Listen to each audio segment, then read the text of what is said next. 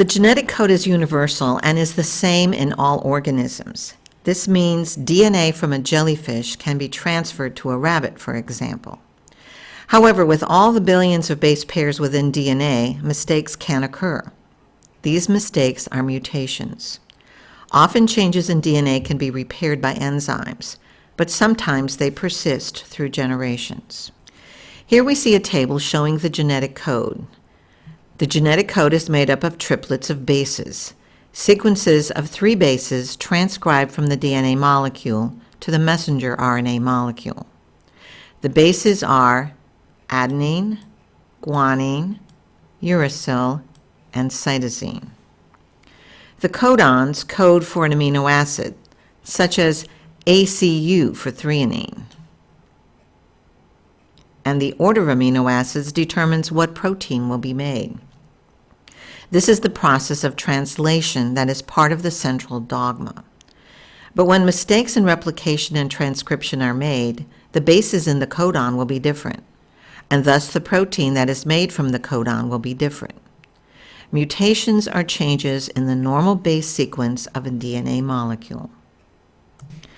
So here's an analogy of the genetic code using 3-letter words to stand for codons. Each letter represents a base, and each word represents a codon. The sentence, "The cat ate the rat," stands for a protein. Let's look at a change in one of the letters of the second codon. We know in English that the letter C and the letter K can have the same sound. So when we read the sentence, the sound and sense of it have not changed. This is an example of a silent mutation because of a different base. In this analogy, the K replacing the C does not change the sense of the sentence, and the protein remains the same. But what if we changed a base that is one of the letters in a word to a different one? If we change the C in cat to an H, we have the sentence, "The hat ate the rat," which changes the meaning of the sentence. This is a substitution mutation. We have substituted one letter, which resulted in a very different sentence, and thereby changed the protein the sentence stands for. Now, what happens if we delete a letter? The change is more profound, as every single 3-letter word after the deletion is changed, and the resulting protein or sentence cannot be read. Finally, what would happen if we inserted a letter?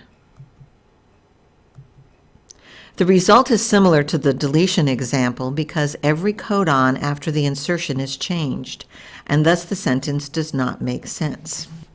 Silent mutations and substitutions are also called point mutations because they change the nucleotide sequence only at one point.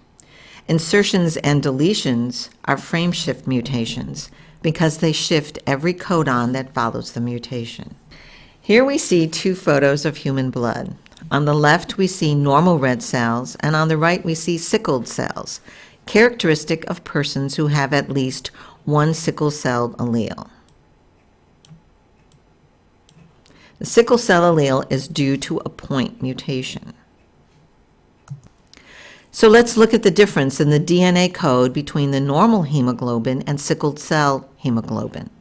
Recall C stands for cytosine, T stands for thymine, and A stands for adenine.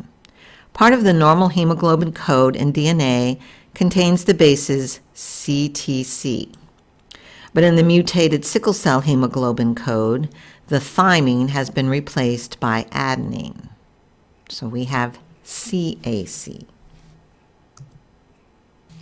The RNA codons are transcribed from the DNA molecule.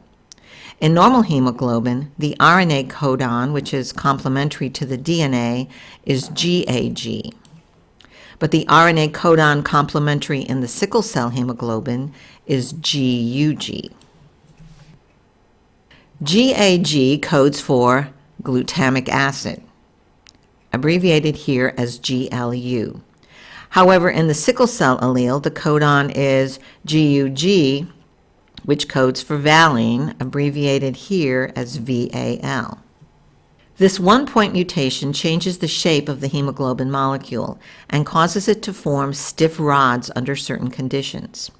The formation of these stiff rods causes the symptoms of sickle cell trait in persons who have one mutated allele and sickle cell anemia in persons with two mutated alleles. Sickle cell is one example of a mutation that has changed the evolution of mankind.